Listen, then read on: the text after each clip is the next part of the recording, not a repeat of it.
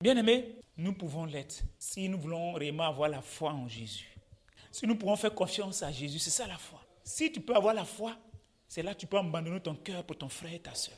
Si tu peux avoir la foi, c'est là que tu es capable de vendre tout ce que tu as pour donner à ton frère et à ta soeur. Si tu as la foi, ça veut dire quoi? Quand tu vends tes trucs pour donner à ton frère et ta soeur, tu sais que Dieu, ta foi te dit que Dieu ne va pas te laisser comme ça. Dieu va te faire évoluer. Au moment où toi tu te dépouilles en donnant à ton frère, tu sais que ce que tu donnes, Dieu va multiplier ça. Tu vois ça déjà en esprit que Dieu l'a déjà fait. C'est ça. Donc la foi, l'amour, le sacrifice, toutes ces choses se rejoignent. C'est pourquoi nous n'allons pas courir. C'est Dieu même qui va faire venir des familles au milieu de nous ici. C'est Dieu même qui va les attirer par notre vie, la vie de Christ en vous. Le verset 34. Car il n'y avait parmi eux aucun indigent.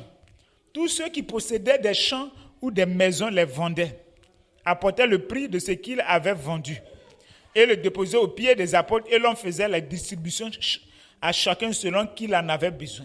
Et là, le fait qu'ils avaient le même cœur, même âme. Si ma maman, Diomandé, elle a 3 champs de maïs de 10 hectares, elle a des champs de manioc, et comme on a le même cœur, on a la même pensée, quand elle finit de vendre là, elle vient, elle donne ça aux apôtres, parce qu'elle ressent la souffrance de l'église, de son frère et de sa soeur. Et quand elle fait ce geste-là, quand elle quitte là, si c'est 2 champs de manioc qu'elle a vendu, Dieu lui donne 4 encore. Dieu multiplie son entreprise. Ceux qui avaient des biens immobiliers, ceux qui avaient des entreprises immobilières, ici on dit quoi? Ils vendaient leur maison, bien leur lot. Parce que quand tu lis un peu bandit, il y a un autre qui a vendu sa propriété. Sa propriété peut être une maison, ça pouvait être un lot, ça pouvait être un champ, un domaine. Donc, le frère Monoko, il est dans l'immobilier. Peut-être qu'il a 3 cités, 4 cités. Il vend une cité et il envoie l'argent au pied de l'apôtre.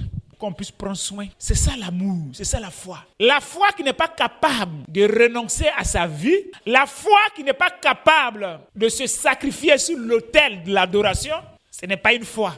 Dieu ne nous donne pas la foi pour que nous ayons de belles choses dans ce monde, pour que nous puissions nous faire voir. Non. Comme je l'ai dit, l'église est déjà vue parce que l'église est la lumière de ce monde. Vous êtes la lumière du monde. Vous êtes le sel de la terre. Donc, nous avons la foi, c'est pour sauver. Nous avons la foi, c'est pour donner notre vie.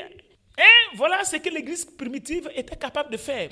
Parce qu'ils étaient un seul cœur, ils avaient de l'amour, ils étaient capables de prendre un bien, de le vendre et de relever la vie de l'autre. On dit, les gens distribuaient cela dans l'église, chacun selon son besoin, je reprends. Le besoin de Jean-Marie, c'est 2 millions. Pour faire son entreprise, on lui donne. Le besoin de mon papa, c'est 4 millions. On lui donne les 4 millions, il fait son entreprise. C'est en faisant ça que le verset qui dit il n'y avait pas d'indigents au milieu d'eux a un sens. On ne leur donne pas de quoi manger. Ce n'est pas la nourriture. Quand ils vendaient leur propriété, ce n'est pas la nourriture qu'on donnait à l'église. On leur donnait les moyens pour créer les conditions d'une bonne vie. Créer les conditions même de la nourriture. C'est pourquoi les Écritures disent qu'il n'y a pas de pauvres. Sinon, la nourriture ne peut pas enlever quelqu'un dans la pauvreté. Si moi je te donne tous les jours à manger, ça peut t'enlever dans la pauvreté. Donc, Dieu nous donne le vrai sens de ces passages que nous venons de lire. Nous donne la révélation là-dessus. De comment est l'église. C'est-à-dire ceux qui venaient démunis, pauvres, et s'ils n'étaient plus dans la pauvreté, c'est qu'on les a aidés à créer leurs propres moyens, à avoir leurs propres domaines, à avoir leurs propres activités, à avoir leurs propres champs, à avoir leurs propres entreprises. On les a aidés. Voilà là le véritable sens de l'adoration. L'adoration, c'est le sacrifice.